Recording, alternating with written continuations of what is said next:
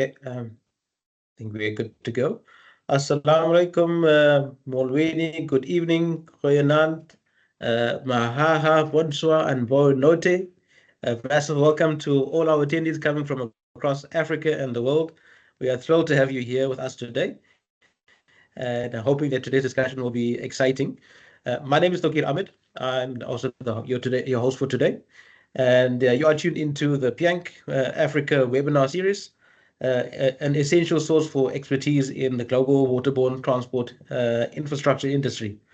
Thank you for making time for joining us today. This is our second webinar. We had one a few months back, maybe under a different title, but we are looking at having more of these going forward. So this is the second, and we're looking to then grow this forward from here. Today's topic is going to be thought-provoking. It's future defining. We are looking and diving into river information system and the definitive PIANC Working Group 246 report, the global blueprint for digitizing your inland waterways. We have assembled an extraordinary panel, the chairman himself, together with a leading, RIS application manager from Europe. We also have a representative from Africa as well. We're just trying to get him online. As soon as we have him online, then we'll also introduce him later on. So yeah, just get ready to challenge your assumptions about inland waterways and inland navigation. The discussion will show you how RIS moves inland transport from physical network to cutting-edge digital ecosystem, and it's a highly intelligent integrated system meant for your waterways, and it's a framework for real-time exchange of information between vessels and authorities, aimed at making inland transport safer, more efficient, and more competitive. And the key takeaways, obviously, we'll have a look at the latest reports, and it's a fundamental shift from where it started to where it is headed. It was mainly European based and now becoming, and looking forward to now the findings from this working group report. So yeah, if you are joining us for the first time, the core purpose of these webinars is just to again stimulate robust debate and discussion, and talk about things around the port engineering, coastal engineering, waterways engineering. So that's the aim of these webinars going forward, and that's the aim that we are looking to try and achieve with these webinars. Again, we welcome everyone, PIANC members, non-PIANC members. We want to try and expose everyone to this unique field of engineering, or specifically with dealing with the water and the coastline. So everyone's welcome. Young students, retirees, engineers. We welcome anyone and everyone. So for next time, do invite all your friends. We welcome everyone to join these discussions going forward. And we also, encourage yourself as the audience to actively participate, in the discussions. We will, after the presentations, have a interview style questions and a Q&A. So we welcome you as the audience, to put up your hand. We've got the chat box. Drop your comments in the chat box. Let's make this interactive. It's meant for you. So please do participate with your comments and questions as well. So let me then move over to our our presenters and get them to then just present themselves. So yeah, let me hand over to Piet. Piet, if you can introduce yourself, then we'll go on to Jan. Yes, good afternoon, everybody. So I've already launched the presentation, so my name should be visible now on the screen also, I hope so. So my name is Piet Creemers, so I'm since 2000 involved with the development of river information services. I also joined the PIANC working group as a young professional in 2001. So I have contributed to all the reports. You will see later on how many reports we have written within the framework of river information services. And together with our team, we are responsible, of course, also for the implementation of river information services in the Flanders part of Belgium. So that's my task. I'm a program manager, and together with my team, we are doing those developments. And I will give the floor to Jan, because Jan is one of our team members, and he will introduce himself now. Thank you. Over to Jan. Hello, I'm Jan Gielissen. I also work for the team of Piet Creemers at the Vlaamse Waterweg. I'm the functional application manager for all our software we are using in traffic management. But next to that, I'm part of the COMEX project where we developed the RIS portal, and also there I have the role as an application manager. No, thank you, Jan. We are meant to be joined by Ibrahim from Lagos State Waterways Authority. Ibrahim, if you are in the room, just put up your hand and we'll catch you and pull you in as a presenter. Just want to check if you are here. Okay, I don't see any hands coming up. So colleagues will come back to Ibrahim. He might just be a challenge on his side. So then, yeah, Piet, let me hand over to you, and the floor is yours. Okay, so okay. yeah, I see. a hand. Just a moment. I see Ibrahim's got his hand up, but let me pull him in. Let me make a presenter. Apologies for that. Yeah, I'm in Piet. Okay, Ibrahim, let's open your mic, and if you can just introduce yourself. Thank you. Hello, good afternoon, everyone. My name is Ibrahim Farm. I'm calling in from Lagos, Nigeria. I'm so glad to be here. I work with a state agency called the Lagos State Waterways Authority. It's a government organization that is saddled with responsibility for developing inland waterways transportation. And we are also responsible for navigational management and also infrastructural development. Well, we recently joined PIANC, and we are so glad to be here. I think today I'll be presenting one of our innovative projects that we've been using to manage our inland waterways till date. I'm looking forward to learning a lot from all the professionals here. So I guess I'll wait my turn for the rest of the conversation. Thank you so much. No, thanks, Ibrahim, and welcome. We managed to catch you on time, but welcome and looking forward to your presentation later on. So having said that, Piet, apologies for pausing you halfway. Please continue. No problem. Okay, no problem. So I've been introduced indeed also as the latest chairman of the PIANC Working Group 246. And please let me give you a short glimpse of 30 minutes on what we have elaborated within the edition 2023 of the guidelines and recommendations for RIS. I have to look here. Okay, so the table of content for this 30 minutes is, of course, I would like also to give you some background information about the working group 246, who is dealing with the recommendations and the guidelines for RIS. And then we have a deep dive in all the different chapters which have been elaborated in the report. The deep dive is not as deep because we only have 30 minutes. So I will keep to the surface for the different chapters. But of course, the report is available for everybody who is a member of PIANC. And yeah, those chapters can be, of course, also read if you have the report. And then Jan will give the demo, a 10 minutes demo about the practical application of the guidelines. Of course, it is quite theoretical. And yeah, it is nice also to see on how you can put RIS into practice by means of a nice example, which Jan will bring. So the background of the working group 246, we also are known and quite known for 23 years because since the beginning, it was the working group 1 to 5 who was dealing with river information services within INCOM, and that was already since 1999. This is also a quite exceptional working group because the working group is a permanent working group, which means that the group is releasing reports every 3 to 5 years related to the topic of river information services. In 2023, there was a renaming of the working group because at that time there was a report that needs to be published, and it is an increasing number. And yeah, of course, in that time that we have published our report, it was up to working group 246 to make their publication available. And so that's the reason why the report is having another number than in the past. But nevertheless, oh, I see that my presentation stopped.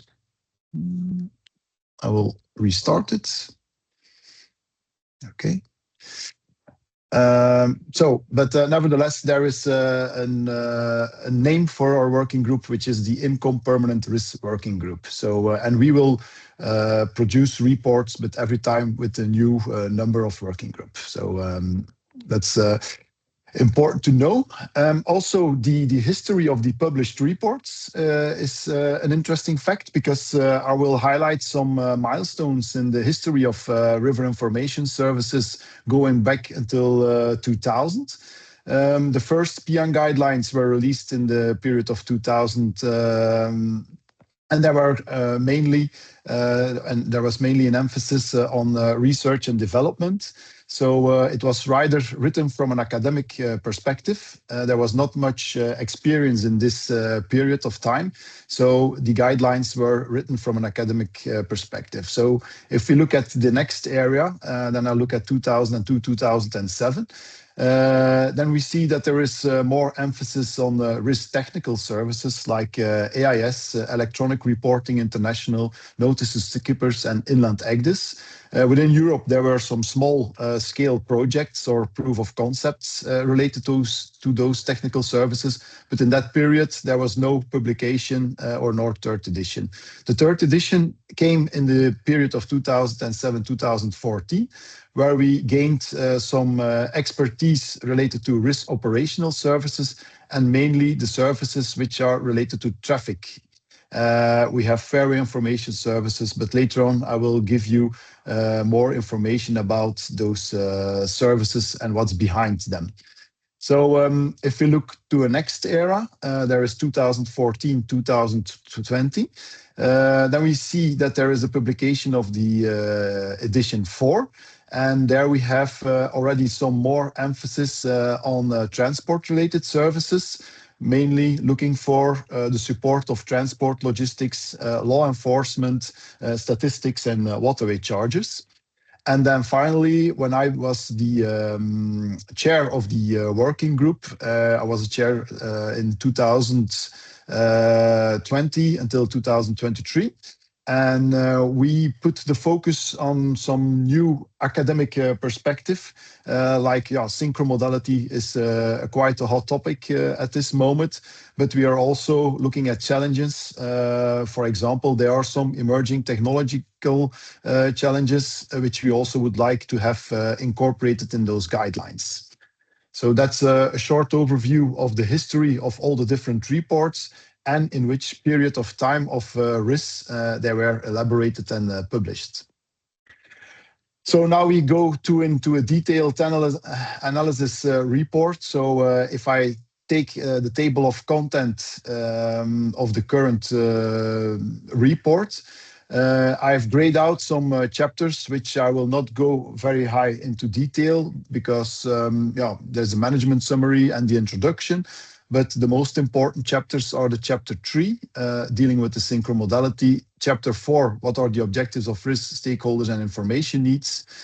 We have a chapter 5 related to the framework of RIS and the architecture which comes along with. And then 6, then there is an overview of the operational services and functions. And 7, finally, some recommendations for the implementation of river information services. So if we go to chapter 3, this chapter was added just for setting the scene on how the future of logistics will look like. Previous guidelines were always written from the perspective of optimizing inland navigation without competition, without looking at the rail or the road. However, if we would want to survive and thrive, we must be aware of other transport modes and collaborate with them. So if we read this description of synchromodality, this means that inland navigation needs to become visible on the radar of transport logistics. And this is where we see the opportunity for RIS and the guidelines and the recommendations. So synchromodality, what does it mean? So it means that we always are looking for the most efficient and appropriate transport solution, not only sustainable, but also taking into account the costs, the duration, and their reliability.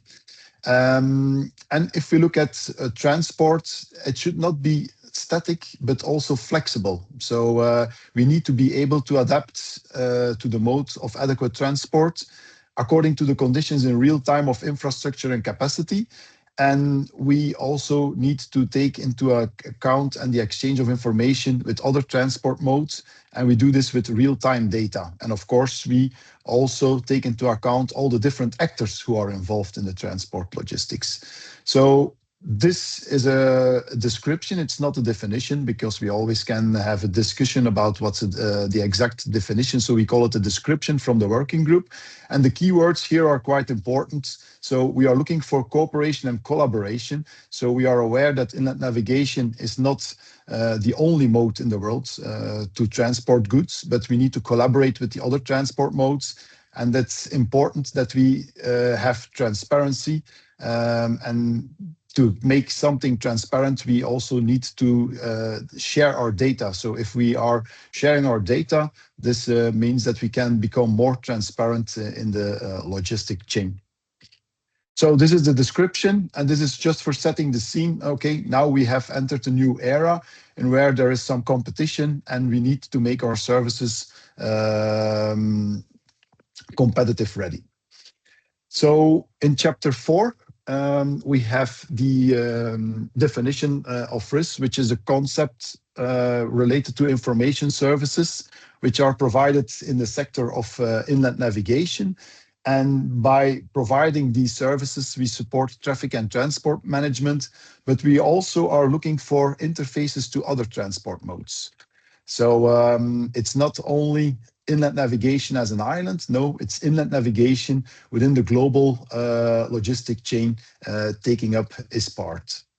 So the objectives, Tagir mentioned it already in the beginning. We are focusing on having a safe, efficient, sustainable, and reliable transport. So these services are supporting these objectives. And if you look at the landscape of RIS, who are the stakeholders? Well, the main important stakeholders are, of course, the waterway users, the governmental bodies or agencies, and the logistic partners, which can be supported by service providers. So I've also generated an overview or a picture on how are we going to interact between businesses. The direct communication between business partners is out of scope of RIS, but RIS can support those communications, because sometimes there is also business to government and government to business, and this is where RIS gets involved. So authorities are providing their services towards business to support business in inland navigation, and this is an exchange of data between those parties, being the business sector and the authorities. So the next part in this chapter 4 is related to the information needs, because if we have stakeholders in the playfield of river information services and in inland navigation, there's also a need for information. In this edition of the guidelines, we made the categories, which you see in this table here. So we have information categories, and we have made them more mode agnostic, so that it is independently almost, if you can say, look, if these are information services for road, rail, or waterways, every mode of transport has a network. They have also infrastructure. You can see here, for the vessel, of course, it's some kind of a carrier. We have a truck, or we have a train, or a truck and a vessel. And then we have voyage and cargo, which is also mode agnostic, because voyage and cargo is independently of inland navigation. And we have traffic related information. So the information needs are then categorized in the table. And there you can see, for some stakeholders, there is a need for meteorological information, for weather-related information, and so on. So this is the high-level overview of information needs, which stakeholders have if they are active in inland navigation. So taking into account that we have stakeholders which are on the ship side, as authorities, we are located on the shore side. And of course, there need to be a link between those stakeholders. So here it's important that we look at this picture just at the relationship between the shore side and the ship side. You will see that there is a division also on the level of information and data. So we have on board of the vessel shipboard technical equipment that support RIS. And on the shore side, we have also shore-based RIS systems. And those two systems can exchange data by means of a physical link, for example, a VHF link, to which data can be exchanged. If you think, for example, for AIS, inland AIS. And if we look up, we come to the operational services, and this means that we can provide operational services between the shore sites and the vessel sites. And at the bottom of the picture, we also have other shore-based systems from other stakeholders. They also can provide data to the shore side, which are useful or can be needed, for example, for the authorities. So as you can see, there is some kind of an ecosystem which exists based on this framework, and all the parties here are identified and how they can interact with each other. So this picture is also based on the picture which is made by Jan-Hendrik Oltmann, who has drafted this architecture framework within the framework of e-navigation, and which is, of course, applicable for maritime traffic. So if we now come to chapter 6, we have the RIS operational services and the functions. It sounds all quite theoretically, but I will try to explain it and to make it more practical.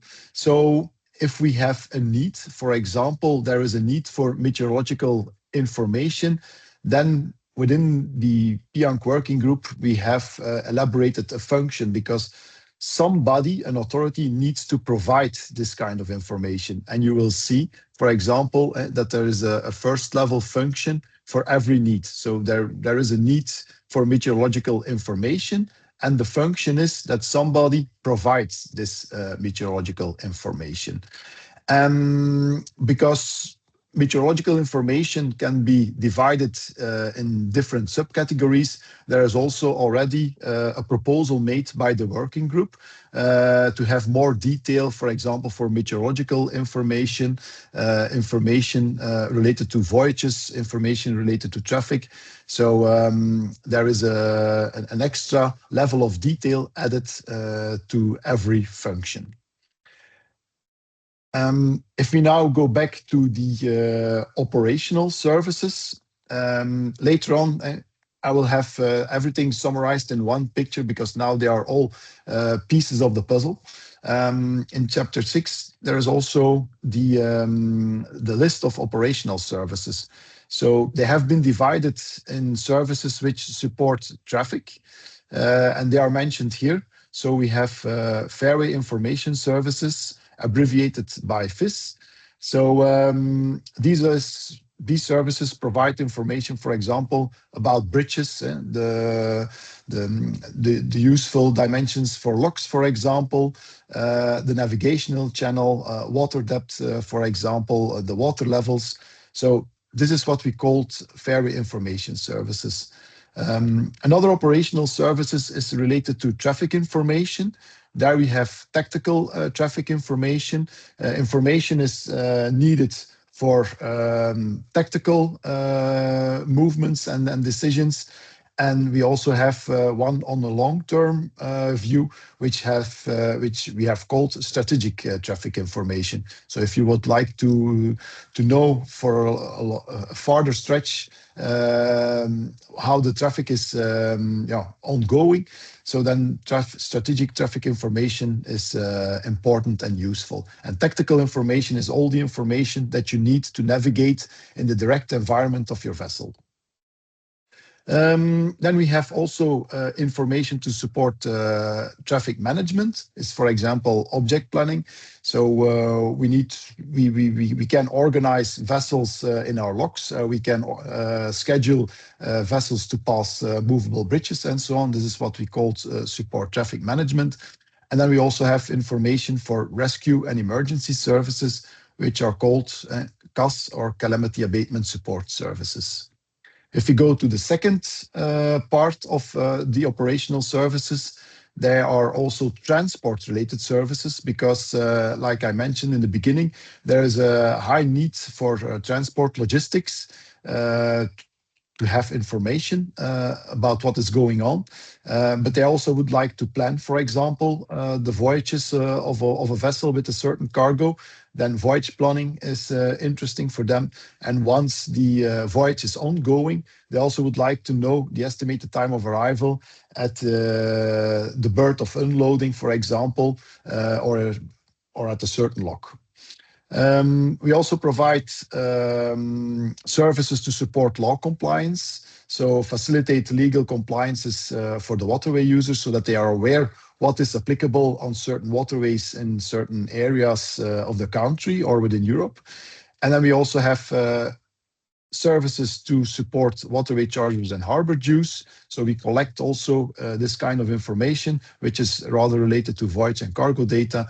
And then we have the final one, which are statistics, because statistics can be important for management decisions. Should we build an extra lock or an extra, or should we have extra opening times, for example, or operating times, depending on the intensity of certain periods on the waterway, and also information for operational decisions for the lock operators, for example, that they have a good idea on when there is a certain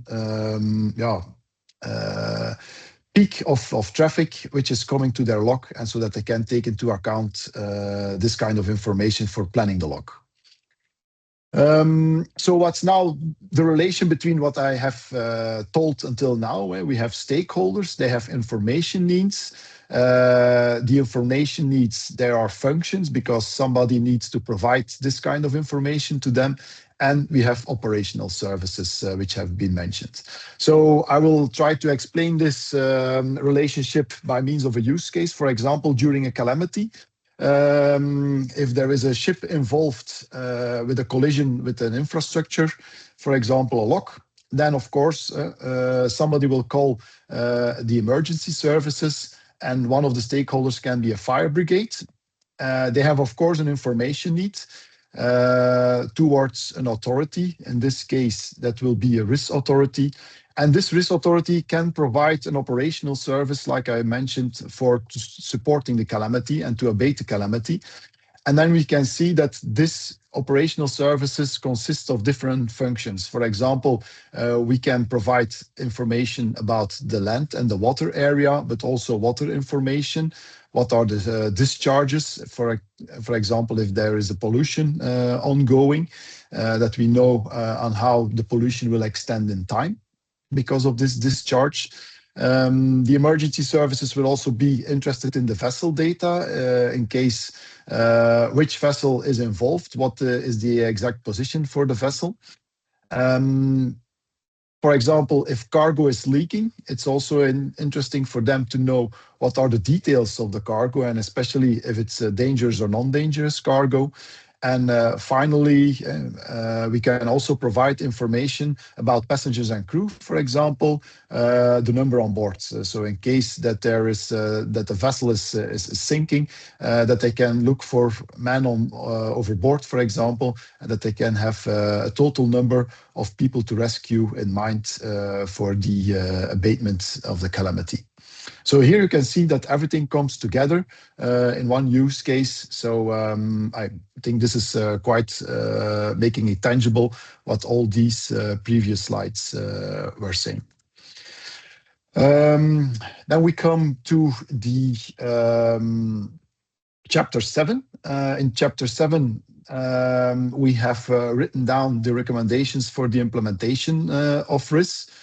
There is also a general part in this, because independently which services you provide, it's always interesting to have a legal framework for river information services. In Europe, this was the publication of the European RIS Directive in 2005. It has now been revised and reviewed, and it will be an update of the existing RIS Directive, and it will be published soon, we hope. But besides the directive, there were also some regulations which are directly applicable to the member states. And those regulations are related to the standards, AIS, notices to skippers, electronic reporting, and inland TECDIS. And this helps also the member states to motivate why they are implementing RIS. So, of course, RIS as such is also interesting because we saw it boosts the efficiency and the safety on the waterways. But of course, if there is legislation, it also supports the implementation of RIS in a member state. Legal, since we are talking about data exchange or data sharing can sometimes be tricky because there is also legislation about which data can be shared with somebody. So we also need to respect data privacy. And of course, every member state in Europe need to respect these legislations which are related to privacy. So these things need to be taken into account if we talk about the legal aspect of RIS. Of course, RIS introduces some new services, and new services means also new applications. It's also recommended that there are courses introduced for the employees who need to use these services in their daily practice. E-learning, we see also is now very popular, that you can start learning with new applications independent of the location where you are. You have always the possibility to start learning.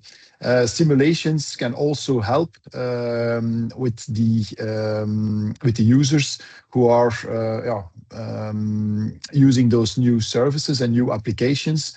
And finally, recently, we see also cybersecurity popping up as a buzzword because cyber attacks, they are just around the corner.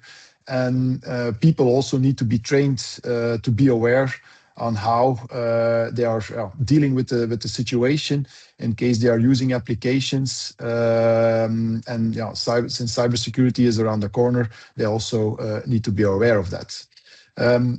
Technically, there are also some recommendations formulated in the document because we would like also that it is possible that businesses can access the data by means of machine-to-machine interfaces. And of course, if we use data standards and certifications for the equipment on board of the vessel, this also stimulates the interoperability. So that we can connect with each other and that we can exchange data, because if we have standards and certifications, this facilitates this. The last bullet about the general recommendations is about data quality. So the data product specification, there's the technical requirements for data, like content, the syntax, which feature types, which attributes, and so on. So that is the data product specification. And then also the data quality element is quite important, because how are you going to measure the quality of a data attribute? So this also needs to be taken into account. And for this, the PIANC working group has investigated some ISO standardization frameworks, and there are also recommendations formulated in the document on how you can deal with data quality if we are implementing river information services. So then there are also recommendations for the implementation of RIS related to the operational services. They are quite extensive, so it is not possible, once again, to go into detail to all those recommendations. But here you can see at one glance, they are dealing with the operational services, with the technical services, so the standards, and of course, one which was not yet brought to the attention are the reference data. So if we are exchanging information, we always are talking about the network, and this is position data. So UNLO codes are here recommended in the guidelines, and also related to the identification of vessels. We have the European Unique Identification Number, but also the IMO number. And if we are looking for goods, it's a common practice to use HS, Harmonized System codes, and ADN codes for the dangerous goods.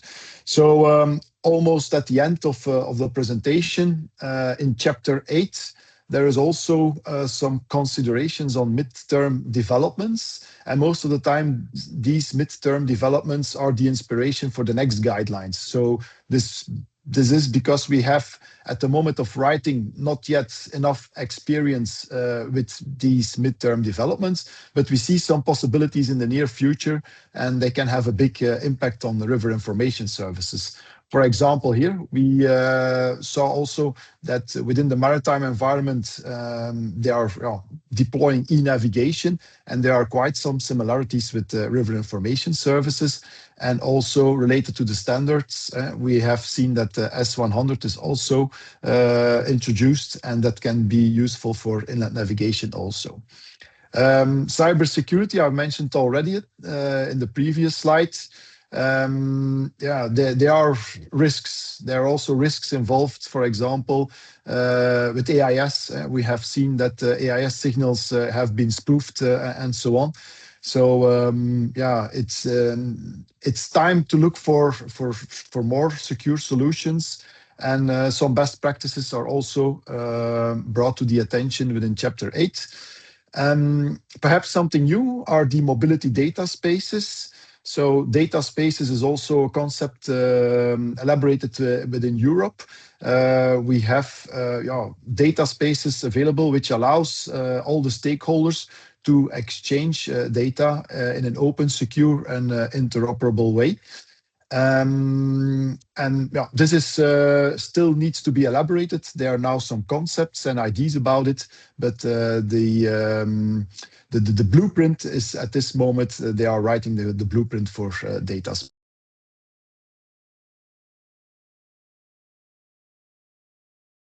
See also these concepts popping up, and I have to shut down my timer now. Okay. And then I come to the last slide. Here, the takeaway is that RIS is a cornerstone for modern inland waterway management, enabling smarter, safer, and greener transport through harmonized services and an open interface between government and business systems. So, related to the new terms of reference that need to be elaborated, I'm looking now to elaborate these new terms of reference. And this will mean that new edition of guidelines, we are thinking of a new edition of the guidelines. And for this, I see that in our team, there is still some members missing from different continents. And one of the continents is Africa. So after this webinar, there is a warm welcome, of course, to everybody. As soon as the terms of references are elaborated, INCOM will distribute them with a call for new members. So I just want to pre-announce this already. So please keep your mailbox in sight, and so that you are possibly, if you're interested, to join the working group. So now I will switch to Jan, because like I mentioned, it's a report. A report is quite theoretically. So Jan will now show everybody on how risk can be put into practice. Jan, the floor is yours. Thank you, Piet. Welcome again. So in 2022, together with together with 12 other countries, we launched the RIS portal, and in the RIS portal we tried to offer all the services that are described in the PIANC guidelines over the entire European network. So in the past, every country had its own website, and you could find information there. And when a vessel was traveling from Vienna to Flanders, you had to go to several websites to find this information. The RIS portal contains information about the entire connected European network. So it's over, this network going from the Black Sea in Romania towards Paris in France, and then go further towards the Mediterranean Sea. Today, we are also working on a new version of the RIS portal, and I'm also going to show this one, but this is still in an acceptance environment. But I was eager to show it to you. Like Piet said, we have several services in it. One of them is the Fairway Information Services. One of the things that we offer in Fairway Information Services is notices to skippers. You can compare it with traffic messages for when you are driving with your car. And over here you can see information that is distributed towards the user on NTS messages, such like this one is a blockage. We are always going to say, look out, there is a blockage on our waterway at this lock for the upcoming period. Other things that we have to offer is the network. So we have network data. Over here on this map, we have all the data together. These are the network data together with birds, bridges, locks, terminals. So when I zoom in, we will receive more information based on the network data that all parties have to offer. When I click on lock over here, you will receive information about that lock all over Europe on the same way, on the same model. We give information on what is the situation today, who is the source of information, what are the allowed dimensions for vessels in this lock, and what is the contact information. When we go to more details, we will give more information about that lock, like how can you get in contact with it, what are dimensions, I already said that, but also what's the location.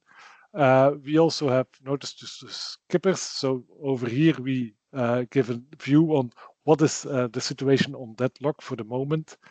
And also we detect passages.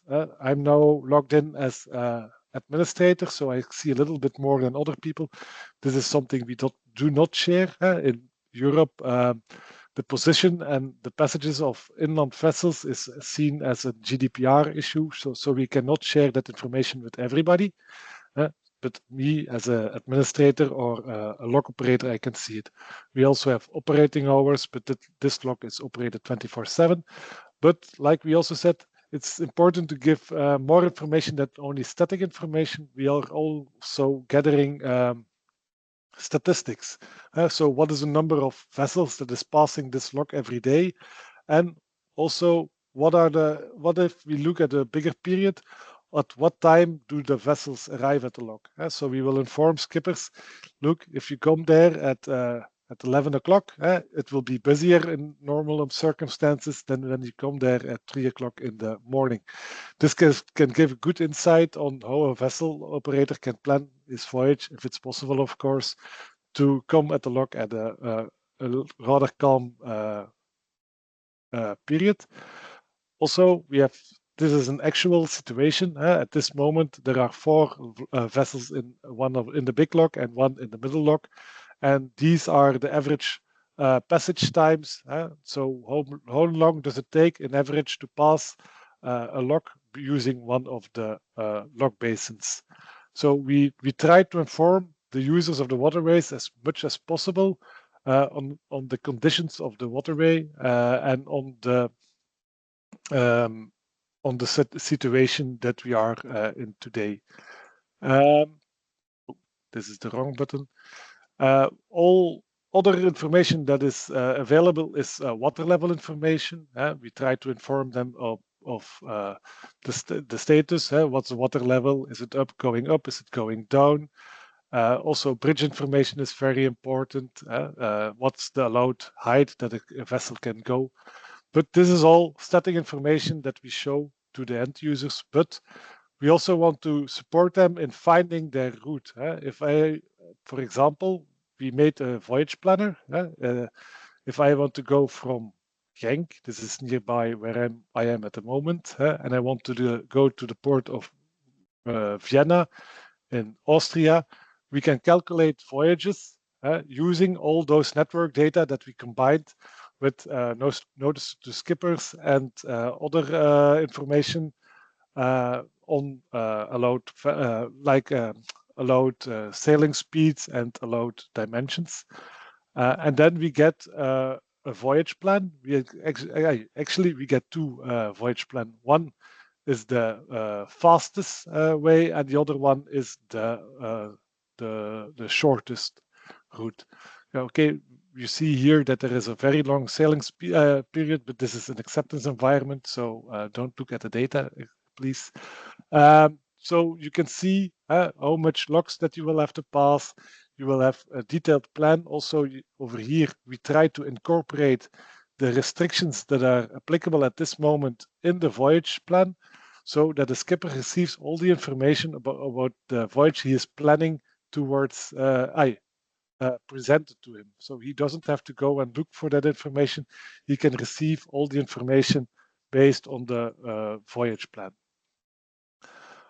Another service that we offer is the distribution of ENC charts. So we make inland ENC charts for all the waterways. We have an obligation for that, and they can be downloaded here at one location using the map.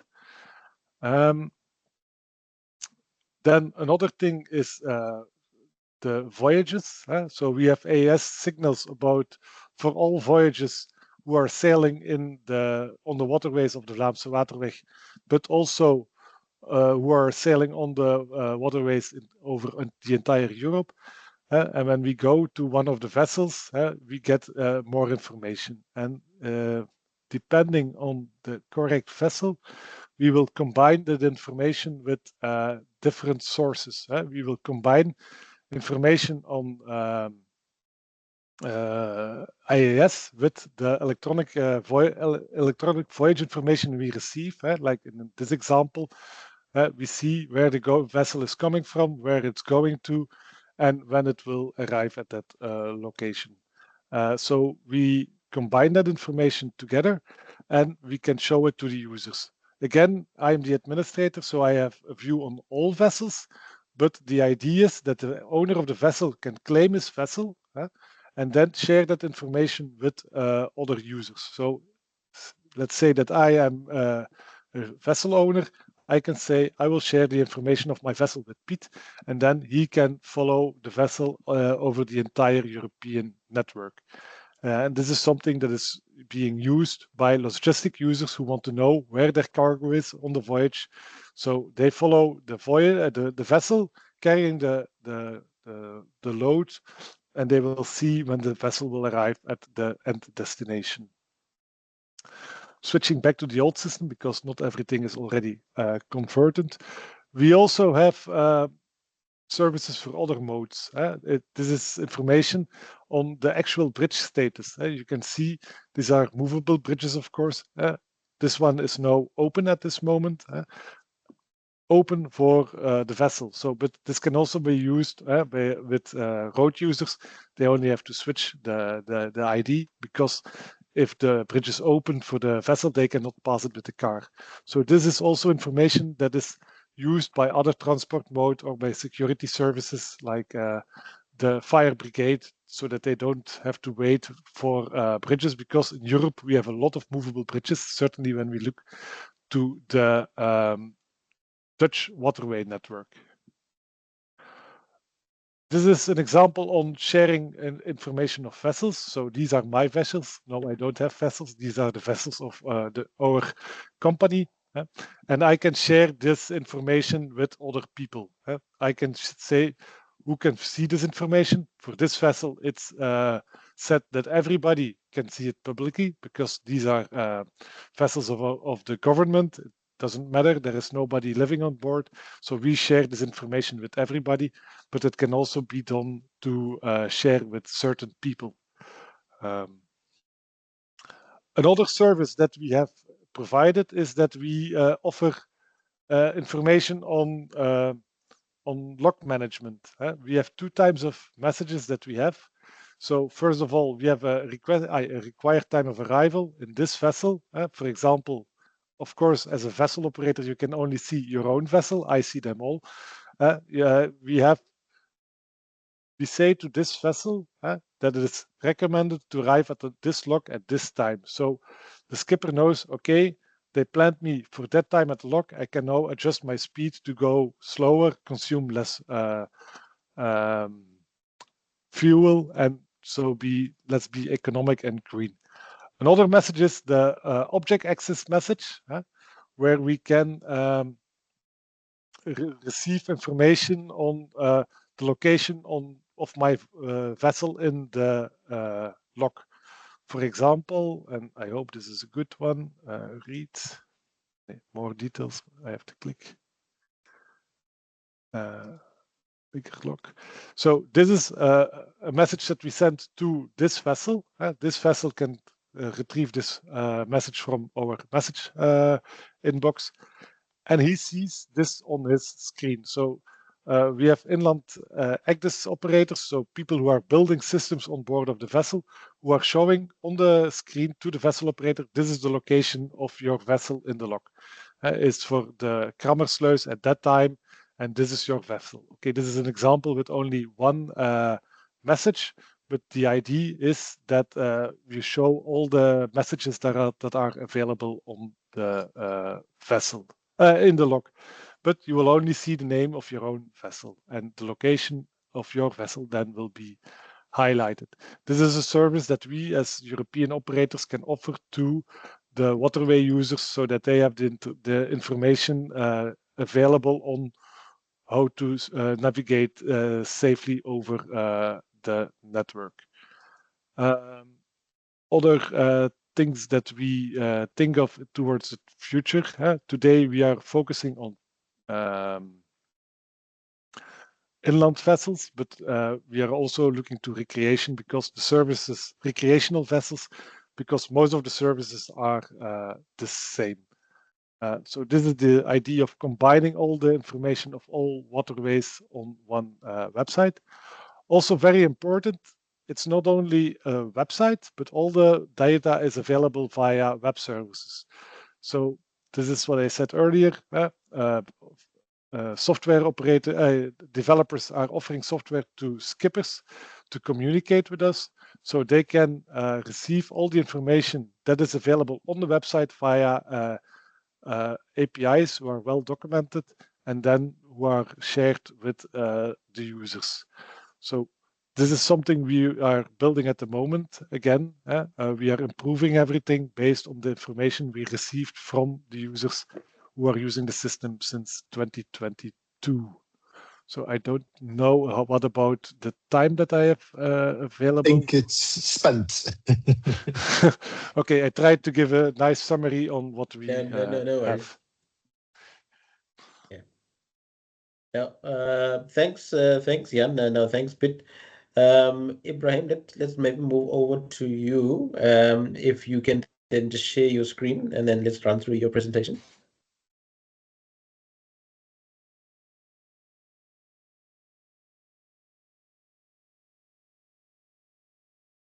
Ibrahim, you're on mute.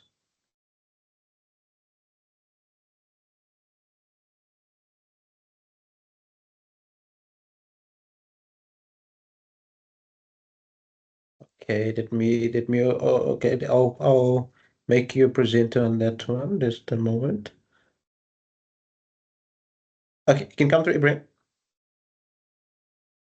Yeah, great, fantastic. Can you hear me now? Yes, we can. Okay, thank you very much. Let me try and share my slide.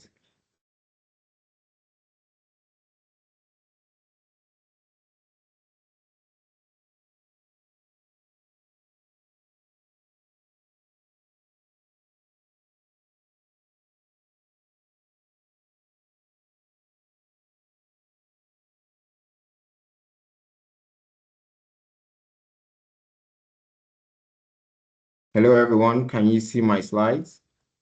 Yes, we can. I think you can just maybe make your screen bigger or go into full screen mode. Okay. Apologies for the slight delays. I'm sure you're aware that internet here isn't what it is over there. No worries. Yeah. Okay. So thank you very much. We appreciate this opportunity for being able to discuss about the innovations that we at Lagos State Waterways Authority have been using to manage our inland waterways in most recent times. I hope you can hear me, please. Yes, we can. Okay, fantastic. And before I go ahead, I would like to share some perspective. I was asked to condense a lot of information into this 5 slides presentation. I want to believe that beyond now, I would have been able to introduce Lagos as itself to the members, and going forward, there will be more enlightenment about what Lagos is. So Lagos is a subnational, and of course is situated along the shorelines of the coast of Guinea. Is a state under the country Nigeria. Sometimes they say we are the most populous black state. We have about 25 million people in population, and we also refer to ourselves as an urban city. And being an urban city, you would understand that we have a lot of challenges in mobility. And Lagos has been blessed with a rich network of inland waterways. I think as I speak, we have a network of inland waterways made up of rivers, creeks, and of course, the major Lagos Lagoon. And with all of this, it's become the potential has been there for the state government to harness the opportunities, within the inland waterways. The ferry network system is heavily informally driven, and for that reason, we have been taking our developmental step, a step at a time. Last one now, the office I work with, the Lagos State Waterways Authority, was established to regulate, promote, and develop water transport in Lagos State. Our regulation obviously falls on managing the current informal operators. On the screen right now are some statistics, just to put everything in context. Currently, along the length and breadth of the Lagos inland waterways, the ferry operators currently operate 57 routes. And on these 57 routes, we have 729 passenger boats. I use the word passenger boats because they are non-conventional.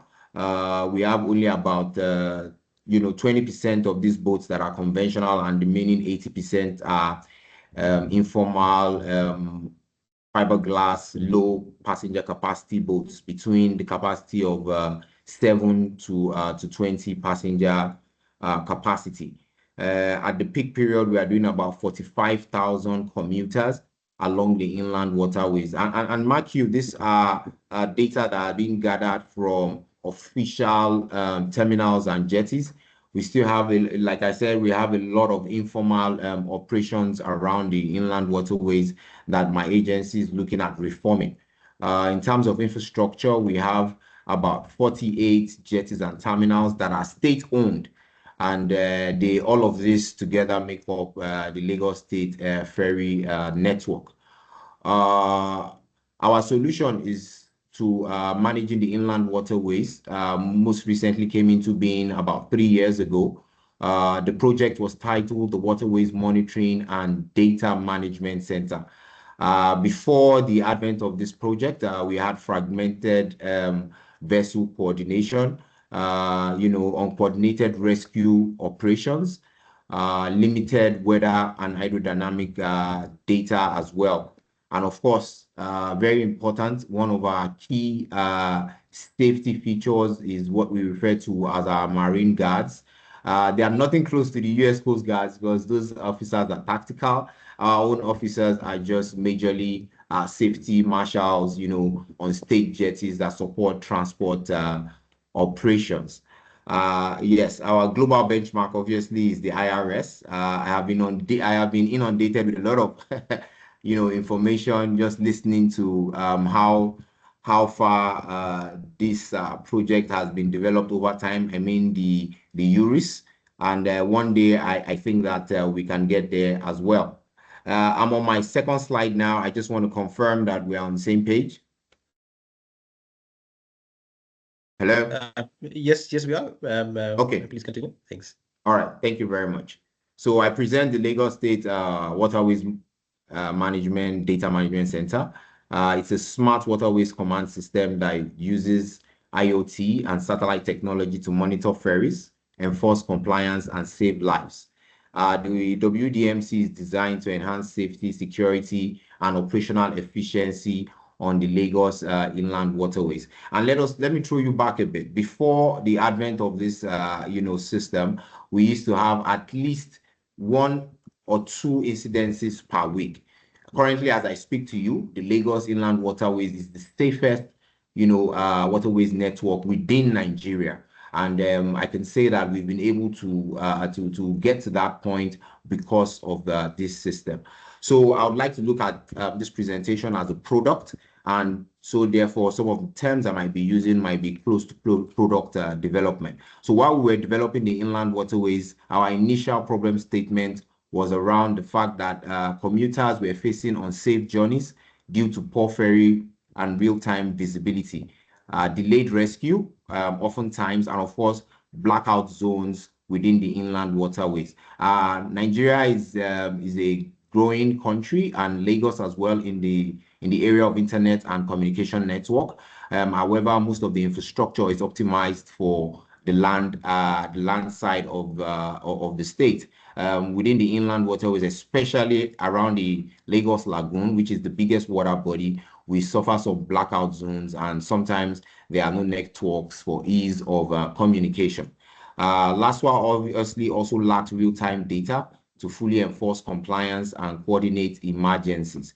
Currently now under the Waterways Monitoring and Data Management Center, we have we have apps that are being deployed with our marine guards. I introduced them to you earlier on. They are the safety marshals at the state jetty. So with these apps, they are able to collect traffic data. And of course, that is streamed directly live to the command and control center. The image you are seeing is live from, I was actually giving a presentation to some of our academic stakeholders when they visited the center. And of course, the result of all of these challenges was low commuter confidence, repeated accidents, and weak integration of water transport. If I may say, Lagos as it is the only subnational in Nigeria, West Africa, that has been able to develop its own railway system. And for this, we are big in the area of multimodal transport services. So the state government is actively developing the ferry network, able to integrate it with our rail system and, of course, our BRT bus system. Of course, the system architecture overview. At the center, we have IoT-enabled sensors on our ferries, which helps us to, communicate with the ferries in the area of tracking. Obviously, I mentioned the blackout zone challenges around the inland waterways, and so we are currently communicating via satellite radio systems. So we can communicate from shore to sea from our head office, which you had seen earlier on, which is where we had hosted the entire Waterways Monitoring and Data Management Center. Of course, we also have real-time domain awareness with our cameras situated strategically around the inland waterways. Those cameras are long-range PTZ cameras, and some people will say, oh, that's just a glorified CCTV. Well, it's not. These cameras are able to see well beyond 2.5 kilometers, I think at an extent 3 kilometers around the inland waterways. They are installed at our major hubs. We hope to currently we have 10 locations that we're currently monitoring live. It also gives us access to see traffic beyond operational hours. It's funny to say, but in Lagos, the ferry operations closes at 7 p.m., which is where the sun sets. Reason is because, like I said, we are heavily informally operated, and of course, most of these boats do not have basic navigational systems. But the other 20% I spoke about are majorly government intervention, and all the government fleets are obviously, properly installed with navigational systems. So they get to operate beyond beyond the 7 p.m. curfew. So with these cameras, we're able to see operators that flout the operational, hours, and of course, we are able to sanction, as necessary. Still under the Waterways Monitoring and Data Management Center, we have 2 web portals. One, the Geo portal that gives us information about bathymetry. I heard, in the initial presentation that you can actually, communicate with the vessels, to warn them about tidal fluctuations. Luckily, in Lagos, we have all the water bodies are all year navigable. However, with that, we are also prone to flooding because of our proximity to the Gulf of the Guinea, the Atlantic Ocean. So we had installed this obviously to also help inform information for tidal fluctuations, and also to help us with our infrastructure planning, and to share data with relevant stakeholders like the academia, the military as well, and some other stakeholders. And of course, this system also, like I had mentioned earlier, also helps us to manage traffic data, ferry traffic data, which includes vessel counts, passenger counts, and some other very important data as well. The images, shows what is currently available on the dashboard. Of course, we are currently integrating with some partners like the National Weather, which is called NIMET, is the Nigerian Meteorological Association, and organization. Yes, sorry. They stream live, weather information is also being shared with this platform via APIs. We are also able to roll out, analysis for transport-related, developments as well. Of course, I had also spoken about the remote tidal gauges. My next slide. Okay, sorry. Okay, the next slide. So recently, I think in the first quarter of this year, or the second, we are signed up into PIANC. And I owe this to a very good friend, which is Mr. Larry Badmos. He's a true member of PIANC.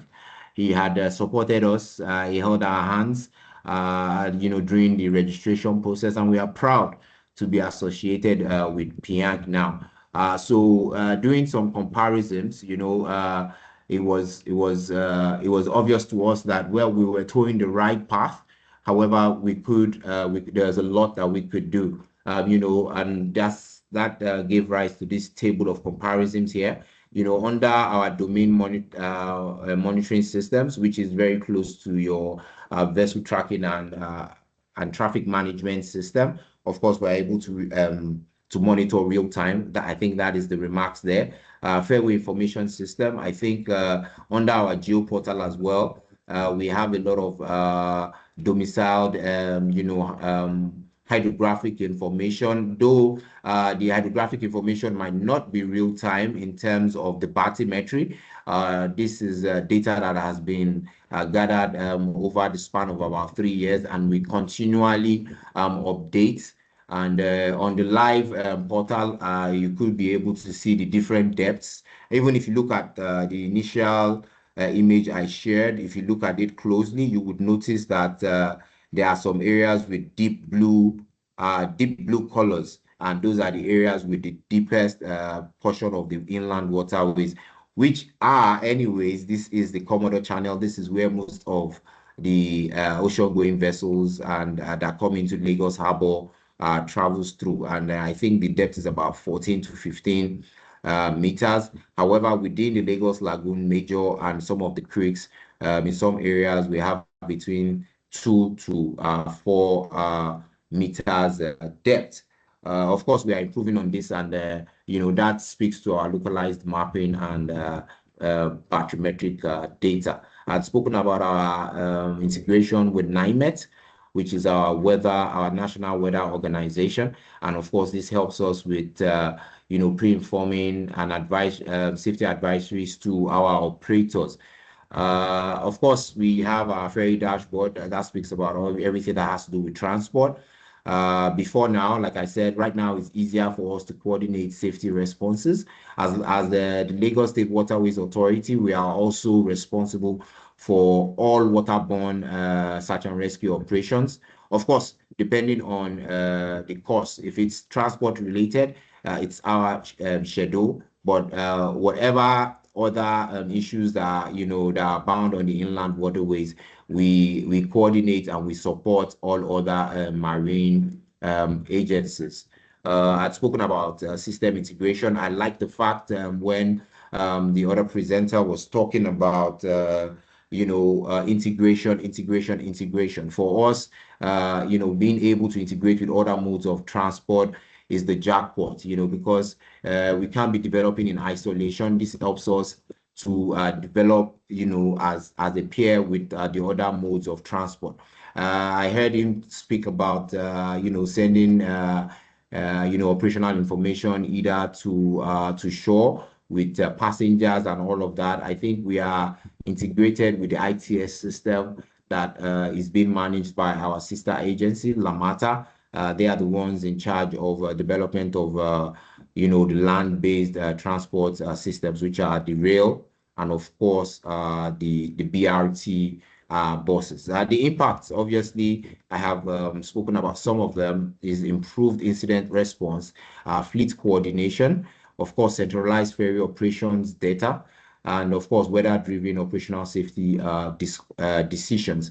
Our next steps is we see the WDMC system become a national and a regional model for ferry safety and operational innovation, of course, aligned with the state's goals for integrated and sustainable mobility. There's something else that is not in the presentation, but definitely we would be looking at adopting more of the features of the IRS system, if not fully transforming into sort of an IRS development agency. Recently, or tomorrow, we would be launching a new project called the OMI Eco project. This project sees us electrifying the inland waterways in terms of deploying electric ferries, and of course, upgrading our infrastructures to be able to have, chargers, charging stations, of course, to energize these electric ferries. It's a huge project. We are in collaboration with the French Development Agency. I think I will be doing a lot of back and forth with the organization PIANC, because we would be needing a lot of guidance, while we develop this project. So once again, my name is Fahmi Ibrahim. My core area of specialty is inland waterways ferry operations. I work with LASWA, and I've been doing that for about 15 years now. I consider myself as a public sector leader, and I'm glad to have made this presentation to the bigger body. Thank you very much. And of course, I'm open to any questions if need be. LASWA is also ISO certified, And of course, we work in alignment with the SDG goals. Thank you very much. Thank you, Ibrahim. Thank you for the very informative presentation. Jan and Piet as well. Thank you and much appreciated. Okay, colleagues, we'll go straight into now to some discussions and Q&A. So do get your questions ready. I've got three that I'll want to ask each presenter, and then we'll move on to see there's some questions in the Q&A that we can also then tackle. Piet, just yourself now, obviously now with yourself being now the chairman of this working group, and I think you've got also got a long history with it. Maybe just for better context, from a background, what was now the key driver for creating something like this? I would obviously assume that now what you've put together as a guideline is just a guideline, and whoever is a river authority, they obviously it's up to them to just decide how they want to manage their rivers. So this is just I would assume creating some form of standard, and maybe from a safety or cargo efficiency point of view. So maybe just high level, what was the main force behind creating this PIANC standard? Yeah, thank you, Tagir. So the main driving force is, of course, what we are looking at is harmonization. So we are writing these guidelines because we see if different countries are picking up standards, they are all implementing them on their own way. So and during the project that Jan mentioned in COMEX, although we had 5 editions of the PIANC guidelines, including a legal framework being the RIS directive and the regulations, during the COMEX project, we came across some issues where, although there was a standard for notices to skippers, for example, that the different countries still had issues with interoperability. So we provided one central platform, and every member state had to provide their own notices to skippers. So we saw that indeed some messages did not came through the validation process. So I see that I should put more stress and attention to this, and I think this will be incorporated in the next guidelines, because you can write a lot of things, but finally you have to do some things. And in those guidelines, there are the reflections from all those projects reflected. So that's what I mentioned in the beginning. We have some stages going from an academic perspective where there is no expertise, going to some small proof of concepts, small local implementations, first being the technical services, then being operational services. And during this process of experimenting with river information services, we revised those guidelines and taking into account those lessons learned and formulate them as best practices. So I see that is the added value of the guidelines. So they reflect some lessons learned and best practices, so that countries who will start with RIS, they do not encounter the same problems as all the European member states have encountered in the beginning of implementing those guidelines and services. Yeah. I would also then assume, Piet, that I think maybe why yourself as Europe did that. I mean, if you look at Europe, you've got so many countries, that use the same rivers, and then I guess initially this confusion with all the paperwork and who's doing what, and not knowing what movement was around. So I guess that probably was also one of the driving forces behind creating some form of standard to at least avoid any unnecessary confusion, which does obviously hamper cargo movement, hampers safety and security as well. Yeah, so if we look at what you mentioned, indeed, harmonization of reporting and so on. So within the eastern part of Europe, we talk about the Danube countries. They have we have the Euro system, but they have a reporting system where all the different reporting formalities for all the different authorities are able to be reported to. So if one is looking to cross different countries, this portal provides him all the conditions, what he has to do legally to be in line with the law or to the regulation of that country or that specific authority. So you see that RIS is supporting the end users to be compliant with the law and with the regulations in force. And yeah, that's nice to see on in these flagship projects that you have solutions which support really the end user in this way. No. Thanks for that, Jan. I mean, Piet, sorry for that. No, look, it's at least better from cargo management, you know, and efficiency of operation. That's what you want to look at, you know, those continuous improvement. Jan, let me move on to you. Just a question that I had. So if you look at now the Lagos example, obviously, you know, I think with yourself, you're mainly into Euros, you run Euros, you know what it's all about. And one can almost say that the Lagos example kind of developed independently on its own, and almost seems like later on, and which Ibrahim can then correct me later on if I'm incorrect, but it seems like that, you know, it developed independently. Then they compared to Euros and you know, RIS to look at similarities, and at least they were covering those different aspects. So just your view around that, and what they've then presented on the Lagos side. If you can just give you comments on that. I think that what they presented is a very good first step. That's something we saw in the past also in Europe, that every country on itself developed something.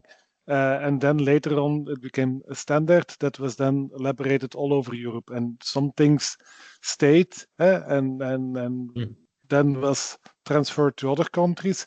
But we also saw that when you put the heads together of different countries, you get different insights that you sometimes have to start over for certain services. But I think that the system that they are developing in Lagos is certainly a good step in the good direction. And that you can learn from each other. All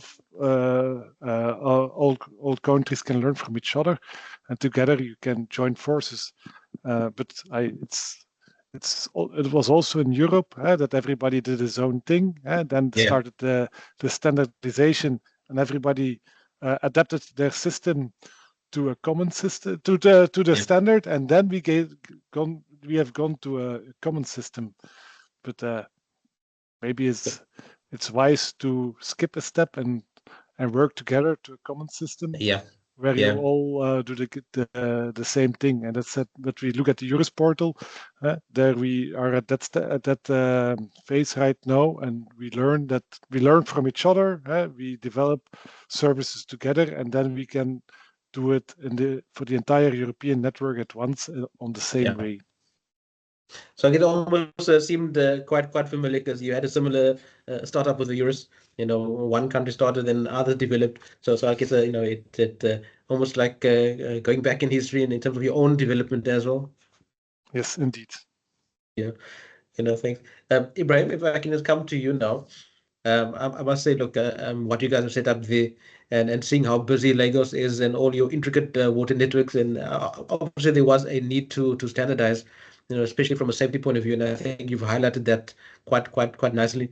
Now, you've gone through this, you've experienced this, and if you can just maybe highlight just some valuable lessons you've learned out of this. And I think the key thing is that we are an African state, you know, an African continent that's still in development. You've got now the Nile River, and you've got other, you know, big rivers. I can't speak for South Africa, because our rivers, that's too small to say here. But yeah, just for the other African countries that might want to implement something similar, just what advice can you give these other African nations? You're on mute, Ibrahim. Oh, apologies. Yeah, thank you very much. I think that you know, generally, okay, let me start from here. I think scarce resources is always the push for innovation. When the office conceived this project, we had a lot of pushbacks, because initially the consultants, you know, they were looking at you know, adopting a lot of systems from Europe. At some point, we're even considering AIS, and you know, we looked at, you know, the lack of existing infrastructure, We looked about the fact that we wanted to scale, we wanted to start small, then, scale at it. Obviously, the cost of some of the solutions they were proposing to us was a bit difficult. So, over the years, we have scaled, step by step. And I must say, we have a good relationship. Just in June this year, we hosted the first, West African Regional Safety Conference, in collaboration with MOCA, which is the Maritime Organization of West and Central Africa, and of course, Interferry. I know a lot of professionals here would be, be familiar with Interferry. So we've started to do a lot in, pushing ourselves out there and learning from, more standard and developed, climes as it were. We want to conquer Nigeria first because I'm sure if you go online now and you Google inland waterways incidences in Nigeria, we still have a couple of them.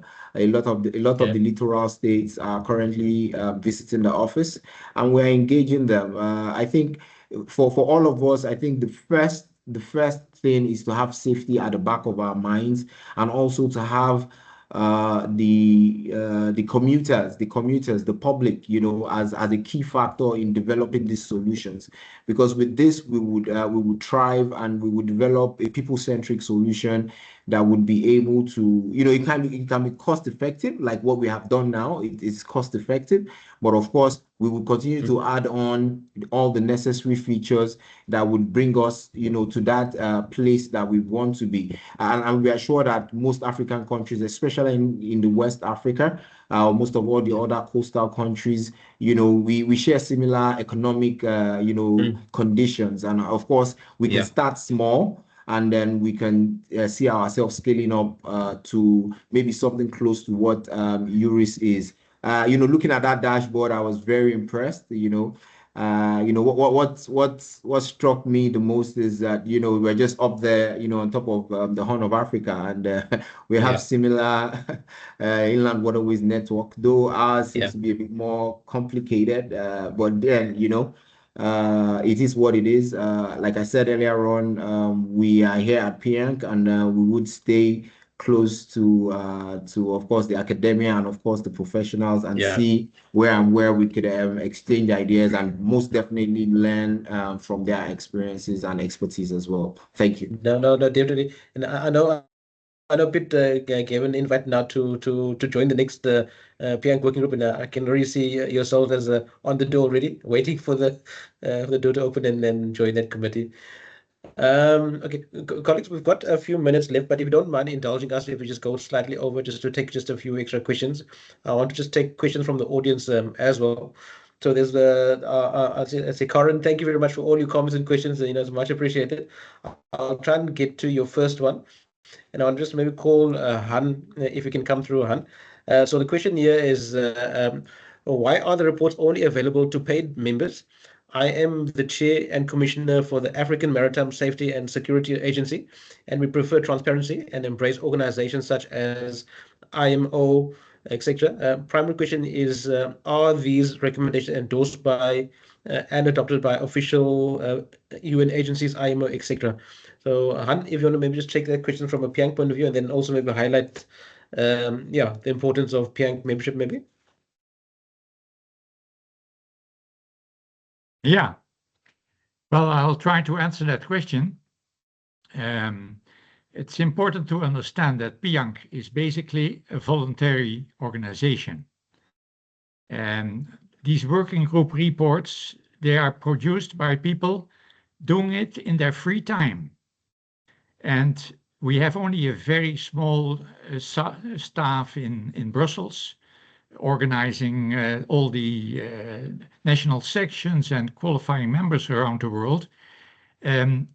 So what basically PIANC exists of, that's their members. The members are crucial to form and to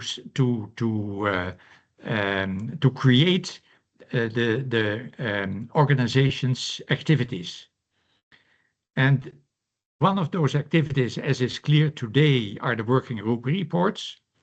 And in order to have a little bit of income, we ask people who want to have those reports for a small contribution if they are not a member of PIANC. But let me make it clear, becoming a member of PIANC is one of the most cheap things you can do in your professional life. For an individual member, it's only 105 euros per year. And for that money, you have access to all the reports. You get a monthly newsletter, which keeps you up to date on all activities of PIANC and of other organizations linked to PIANC. You get a discount on the conferences. You are getting webinars which are being organized by Taukir today. So it is very essential to become a member of PIANC and to have access to all those benefits. I hope I answered the question. No, thank you. Thank you. Hope you answered the question. And then, colleagues, please feel free to then also ask any other questions that you want, if you need further clarity. And so we're also offering free student memberships as well. If you want to join that, you can come through. I see Keith. Let me see if I can unmute you here, Keith. Okay, Keith, you can come through with your hand. Thank you. Let's try and unmute on your side.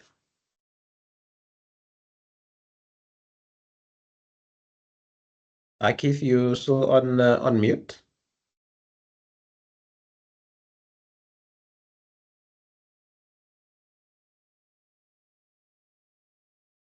Okay, let's see. We are struggling with Keith here.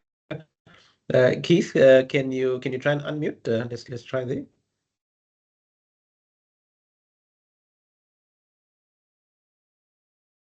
Okay.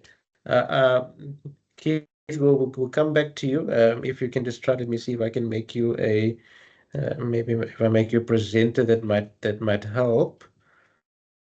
Okay, can you hear me now? There you go. We got you. Please come through. Sure. Very interesting on the on the detailed issue of running a canal system. A few years ago, PIANC did a study on the management of the South American waterways, and I was able to sit in on the report back, and I've again found that very interesting.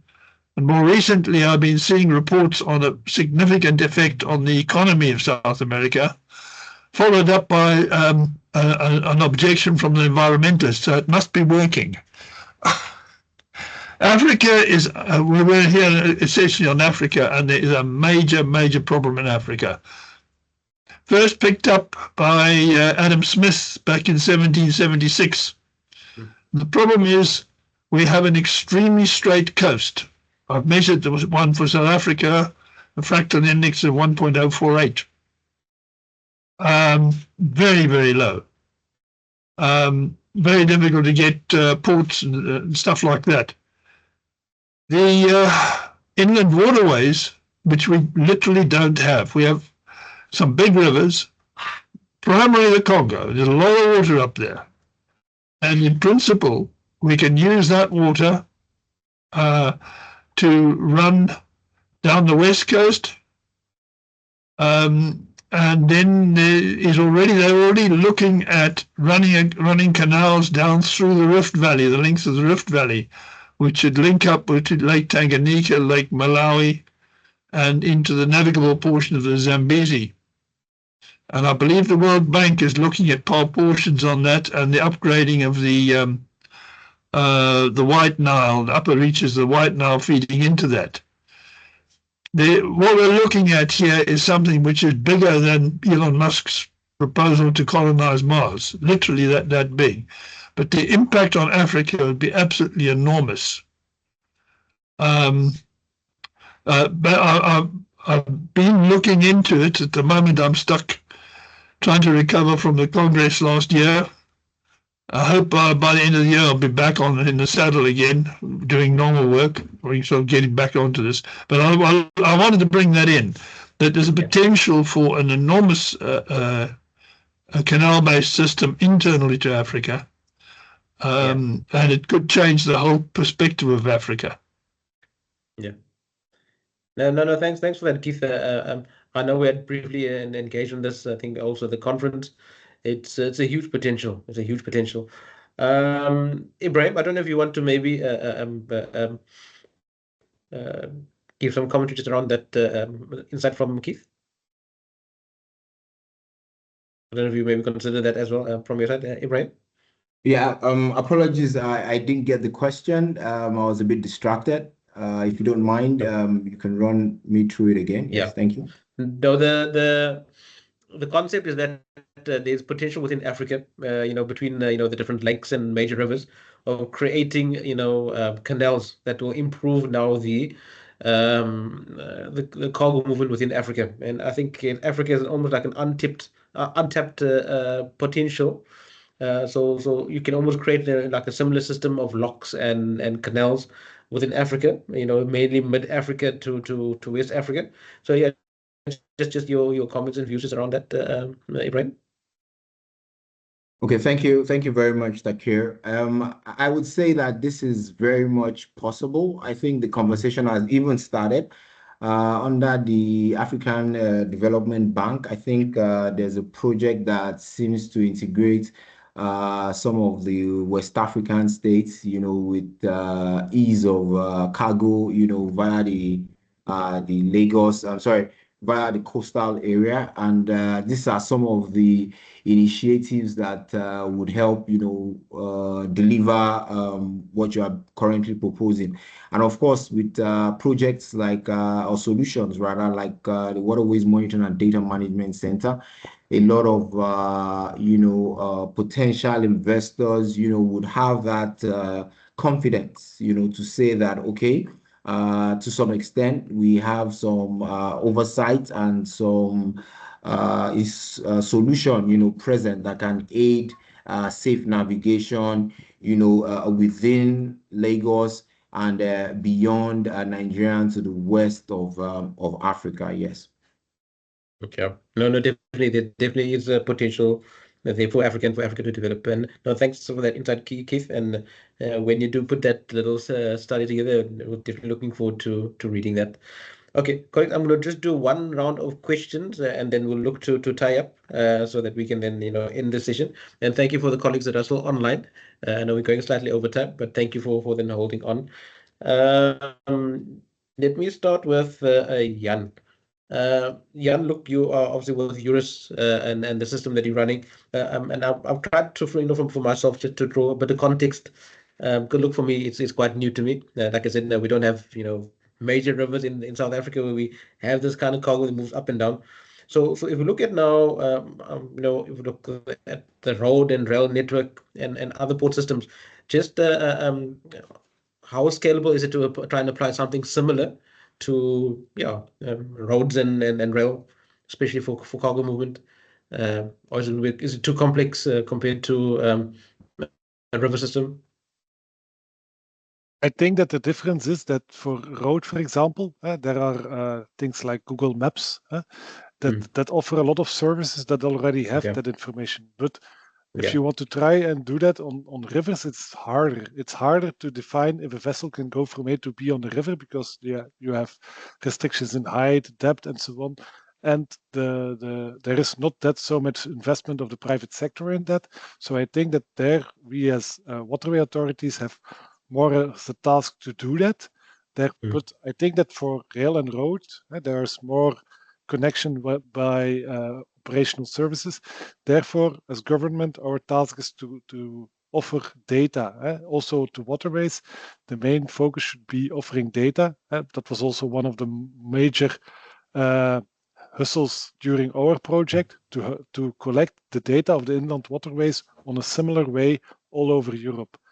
That's a first and big task that can be done by everybody. And then it's depending on the sector if they are jumping onto it to build something with it, or you have to do it yourself. No, definitely. And look, I think maybe in the longer term, especially for cargo movement, you've got cargo that comes on truck that needs to get onto a ferry, and the ferry must go back down to port. These things may become useful in the future, but just to try and ease that or get better logistics planning out of that. No, thanks for that, Jan. Bit just from your side, the future of this RIS? Where do you see the future? And then maybe you can start giving us a bit of insight into your next working group.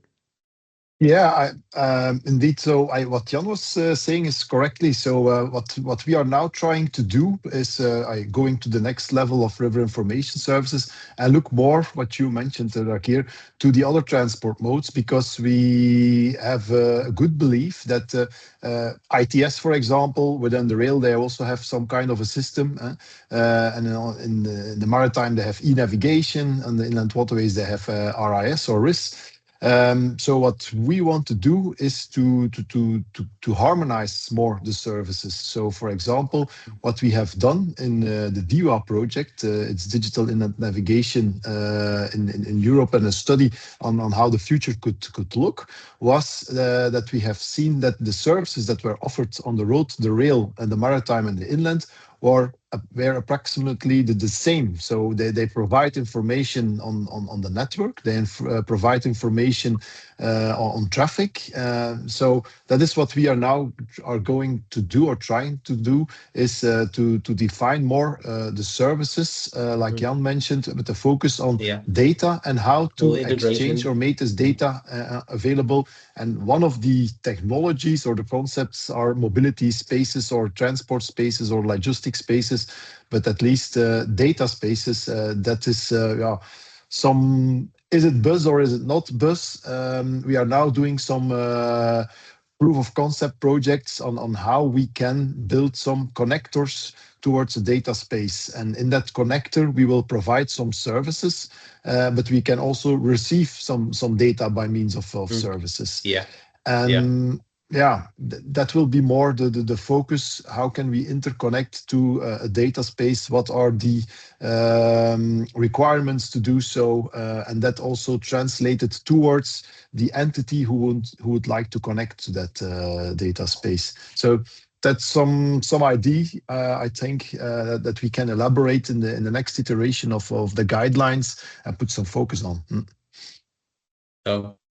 No, thanks, Piet. This gives us a better insight into what to expect. And look, it kind of makes sense, wanting to integrate all the other different modes of transportation just makes the system more robust. And I guess for any authority or logistic company, that's what you want. You want to see how can you get your cargo to its destination in the fastest, most cheapest. I mean, time is money. It does make sense at the end of the day. Okay, and then maybe then to Ibrahim, also then just the last question to you. The future of WMDMC, where do you see it going? Obviously, there's more expansion you still need to do. You did indicate there's a lot of informal traffic that you do get. You did mention that there's cameras that you are making use of, and I would assume that if you add a bit of technology to that, you can also use that to then detect vessel movement or other movements that might then close the gap of your informal traffic. But yeah, just maybe in closing, Ibrahim, the future of your system. Thank you very much, Takir. I think our first steps will be, first of all, to scale up to all the existing vessels operating within the inland waterways. And when I say that, I'm mindful of the fact that some of these vessels are, ocean-going liners. I'm referring to all the barges, all the tugs, and all the ferry boats, and even some of the cruise boats that operate some tourist services within the inland waterways. We're looking at expanding to all of that, and I think while we do that, we would be able to find the most cost-effective technology. I see AIS as something that is, is too, maybe at this moment is out of our scope. But I would love for for us to adopt that technology in order to be able to support our ports authority. So we have a Nigerian Ports Authority, MPA. They are the ones mostly regulating all the seagoing vessels and all of that. At this point, I can't say if they have a management system in place, but I am sure that they would also appreciate some subnational coming up with innovations, that they can integrate with, and slowly and steadily we would expand towards maybe the West African states. And definitely, I wouldn't want to say we want to morph into the IRS, but we would definitely be taking a lot of lessons from the solution that they have adopted. To be sincere, I only glanced through the PIANC report. After now, it's going to become a Bible for me, and I'm hoping to be able to. I'm hoping to be able to maybe connect with Piet and Jan. Maybe at starters, maybe through LinkedIn, and of course Han. Yeah. Good day, sir. I'm also hoping to be able to connect and take the conversations from there. Thank you very much. Yeah, no, thanks. Maybe you must join us on the PIANC committee as well, the PIANC Africa committee. Just putting it out there. But yeah, no, we're looking for people to join, and thanks for your enthusiasm. Yes. Yes. I'm on the group right now, but of course, we've started that conversation. And I think we were almost in Tennessee earlier in the year, but unfortunately we couldn't secure visas. Right now access into America is a bit very complicated compared to what it used to be. So hopefully we'll start to prepare earlier. And next year would be more physical in a lot of PIANC's operations. Yes, thank you very much. Yeah, no, definitely. No, we are growing PIANC Africa, and the next thing we'll be hosting our own seminars and conferences. But yeah, that's the future. Han, let me then just maybe ask you to come and if you can just also then maybe just a few comments from your side, just maybe for PIANC as a whole. If you have any words to share with us, and then we'll look at closing. Thank you. Well, thank you, but it's time, I think, to close. I would just like to thank you for organizing this webinar. I think it has been again very interesting and useful. I hope the attendees are also of that opinion, and we are looking forward to people who have been looking to join PIANC and to make a strong PIANC community in Africa. Yeah, thank you. Thanks. No, thank you, Han.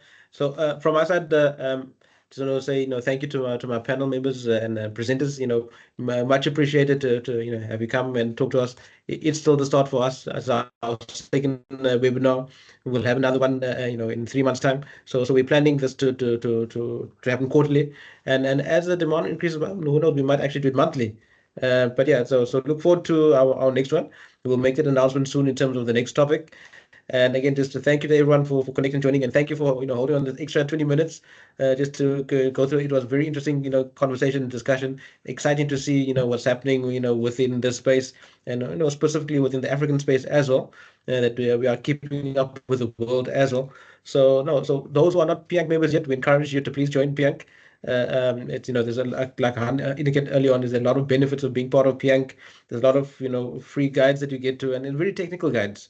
And it's quite useful as well, especially if you're in the water space, inland waterways. If it's now coastal, ports. A lot of useful information. So we encourage you to participate. What I also shared earlier on is that students now do get free membership. It's like a 2-year free membership. So if you know of a student, please share it widely with as many people as you can. That encourage them to join, and just to give people insight, into this field. It's a very unique field. Not a lot of professions go into this, but it's highly technical, highly unique. So let's share it with our young students, just so that we can give them, extra options in terms of, potential careers that they could follow and go towards. So yeah. So just to again thank you everyone. So until next time, just keep on learning, keep on exploring. This is the PIANC Africa Webinar Series. Thank you. Bye. Have a nice evening. Bye. Thank you, guys. Thank you, everyone. Bye. Bye. Thank you. Take care. Thank you very much.